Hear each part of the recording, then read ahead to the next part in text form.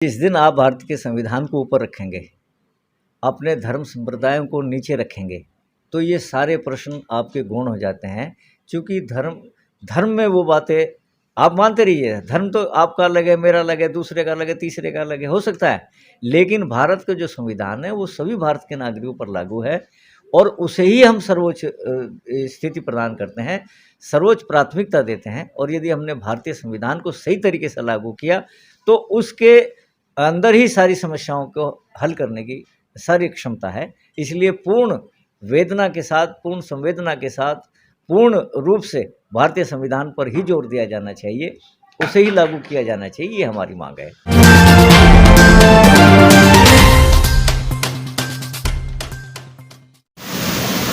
नमस्कार, आप देख रहे हैं HD न्यूज इंडिया और मैं सुनील अभय। आज हम मौजूद हैं SP सिंह साहब के घर।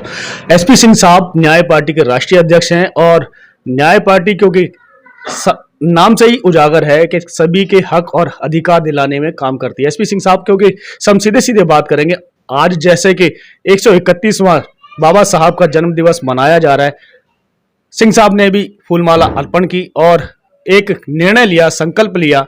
वो क्या है, हम सीधे बात करेंगे SP सिंह साहब से। सिंह साहब नमस्कार जी, धन्यवाद। आज आपने एक संकल्प लिया है जी। बाबा साहब की मूर्ति पर माल्या अर्पण करने के बाद, जरा उसके बारे में विस्तार से जी हाँ, जी। देखिए, आज बाबा साहब अम्बेडकर जी का जन्म दिवस है और ये एक ऐसा अवसर है और एक ऐसी तिथि है हमारे देश के लिए कि एक महामानव के रूप में बाबा साहब ने आज के दिन जन्म लिया और उन्होंने अपनी ज़िंदगी के पूरे अनुभव, शिक्षा, ज्ञान के बाद भारत को एक ऐसा संविधान दिया जो हमारे लिए एक धर्म के रूप में प्रतिस्थापित है। और दुनिया का सर्वश्रेष्ठ जो संविधान है वो आज हमारे भारत देश का है। हम पूरे भारत की तरफ से, पूरी मानवता की तरफ से बाबा साहब को नमन करते हैं। और जो हमने संकल्प लिया, जो बाबा साहब का संकल्प था, बाबा साहब की जो भावना थी वो ये थी कि देश के शोषित, वंचित और जो पिछड़ा समाज है, जो SC ST समाज है, उस सभी को बराबरी का अवसर प्रदान करना। और उन्होंने ऐसे अधिकार हमको दिए। आज हम उनको श्रद्धांजलि के रूप में, आज हम उनको नमन करने के अवसर पर ये हम ऐलान करते हैं और ये मांग करते हैं कि भारत के प्रधानमंत्री और राष्ट्रपति के पद पर दलित और OBC या दलित और आदिवासी के लोगों को ही प्रधानमंत्री और राष्ट्रपति का पद दिया जाना चाहिए। क्योंकि जिस पैर ना फटी पीवाई वो क्या जाने पीर पर आई। तो हम ये कहते हैं कि जिस समाज को अधिकारों से वंचित किया गया, जिस समाज को अवहेलना का सामना करना पड़ा, उस समाज के लोगों को जो हमारे देश के सबसे बड़े पद हैं, देश के राष्ट्रपति और प्रधानमंत्री, उन पदों पर बैठाया जाना चाहिए, ताकि सही तरीके से जो बाबा साहब ने जो संविधान लिखा, उस संविधान को वे लोग लागू कर सकें। और जो एक ऐसा नहीं है कि हम जातिवाद के आधार पर मांग कर रहे हैं, हम ये इसलिए कह रहे हैं कि जिन लोग, जो प्रताड़ित हुए लोग, जो पीड़ित हुए लोग, जो शोषित हुए, उन लोगों, यदि वे लोग बैठते हैं अपने अधिकारों के लिए वहाँ पर, तो एक तो देश की मानसिकता इससे बदलेगी। और देश की मानसिकता क्या है कि सैकड़ों और हजारों सालों से हम ये देखते रहे हैं कि एक वर्ग, एक तबका जो कि उनके सामाजिक न्याय से वंचित रखा गया, उन सामाजिक न्याय को लागू करने के लिए भारत के संविधान जो डॉक्टर साहब ने लिखा, उसे सही अर्थों में लागू किया जाना जरूरी है। और प्रधानमंत्री और देश के राष्ट्रपति के पद पर वंचित तबके को बैठाया जाना बड़ा आवश्यक है। ये हमने आज संकल्प लिया। आपने दो बातें कही हैं, एक तो धर्म और एक मानसिकता। लेकिन कहीं भी जब धर्म की बात आती है तो कहीं ना कहीं हर धर्म के अंदर कुछ ना कुछ त्रुटियां पाई जाती हैं। उसी तरीके से मानसिकता की अगर बात करें तो SC ST OBC, जब हम बात करते हैं सवर्ण को लेकर के, तो वहां भी मानसिकता में बदलाव देखने को मिलता है। ये दोनों में जो असमंजस है, इसको कैसे पूरा कर पाएंगे? देखिए, हम तो धर्म की बात ही नहीं कर रहे हैं, हम तो संविधान की बात कर रहे हैं। संविधान धर्म से ऊपर है और यदि आप संविधान से चलेंगे तो आप उसमें धर्म की बात नहीं, सब धर्म जो है समाहित है भारतीय संविधान में। तो आप अपने धर्म का पालन करते रहिए, उसमें हमको कहाँ अड़ा रहे हैं। हम तो भारतीय संविधान की बात कर रहे हैं, भारतीय संविधान की धाराओं को लागू करने की बात कर रहे हैं, जो जिसे देश की संसद ने अंगीकृत किया उसकी बात हम कर रहे हैं। अंगीकृत तो कर लिया, लेकिन उसे लागू पूर्ण रूप से नहीं कर पाए। हम तो जो कह रहे हैं कि जो आपने आंशिक रूप से लागू किया है उसे पूर्ण रूप से लागू करिए। इसमें धर्म की तो बात ही नहीं, हम तो धर्म के किसी विवाद में पड़ते ही नहीं है। 70-75 साल से प्रस्तावना में ही मूलभूत में कहा गया है कि शिक्षा का अधिकार, समानता का अधिकार, अपने विचारों को रखने का अधिकार संविधान ने दिया है, परंतु अभी तक किसी भी पटल पर यह साबित होता दिखाई नहीं दिया कि अभी तक समानता की बात की गई हो या अधिकारों की बात की। देखिए, जिस दिन आप भारत के संविधान को ऊपर रखेंगे, अपने धर्म संप्रदायों को नीचे रखेंगे, तो ये सारे प्रश्न आपके गौण हो जाते हैं। क्योंकि धर्म में वो बातें आप मानते रहिए, धर्म तो आपका अलग है, मेरा अलग है, दूसरे का अलग है, तीसरे का अलग है, हो सकता है, लेकिन भारत का जो संविधान है वो सभी भारत के नागरिकों पर लागू है और उसे ही हम सर्वोच्च स्थिति प्रदान करते हैं, सर्वोच्च प्राथमिकता देते हैं। और यदि हमने भारतीय संविधान को सही तरीके से लागू किया तो उसके अंदर ही सारी समस्याओं को हल करने की सारी क्षमता है। इसलिए पूर्ण वेदना के साथ, पूर्ण संवेदना के साथ, पूर्ण रूप से भारतीय संविधान पर ही जोर दिया जाना चाहिए, उसे ही लागू किया जाना चाहिए, ये हमारी मांग है। तो मौजूदा स्थिति को आप किस नजरिए से देखते हैं? मौजूदा स्थिति को हम इस नज़रिए से देखते हैं कि जो धर्म और इसके आधार पर जो झगड़े पैदा किए जा रहे हैं वो बेबुनियाद हैं। उनकी तरफ को हमें ध्यान नहीं देना चाहिए।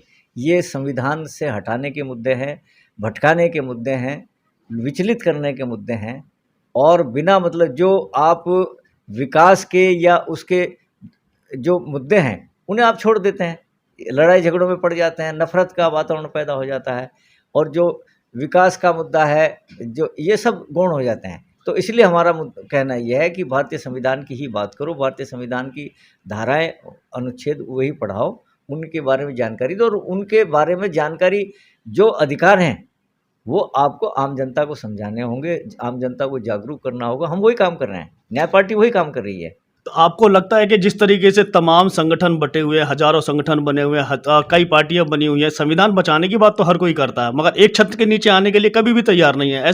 आखिर ऐसा जब तक चलता रहेगा तब तक संविधान बचाने की बात अधूरी ही तो रहेगी। देखिए, जो आज बात कर रहे हैं, हर व्यक्ति को अधिकार है अपनी बात कहने का, लेकिन हमारा मानना यह है कि जो भी अप्रासंगिक जो है इसमें बात होगी या जो अप्रासंगिक जो है जो दल होंगे या जो वो मंच होंगे वो अपने आप स्वतः खत्म हो जाएंगे और जो बात सही बात करेगा, जनता के हित की बात करेगा, वही दल या वो संस्थाएं आगे जीवित रहेंगी, वही बढ़ेंगी, वही अपना काम करेंगी और जो सही मुख्य मुद्दे पर बात करेंगे। ये जो झगड़े हैं, चाहे धर्म के झगड़े हों, चाहे जातिवाद के झगड़े हों, हम तो ये कहते हैं कि जातिवाद को आप जड़ से क्यों नहीं खत्म कर देते?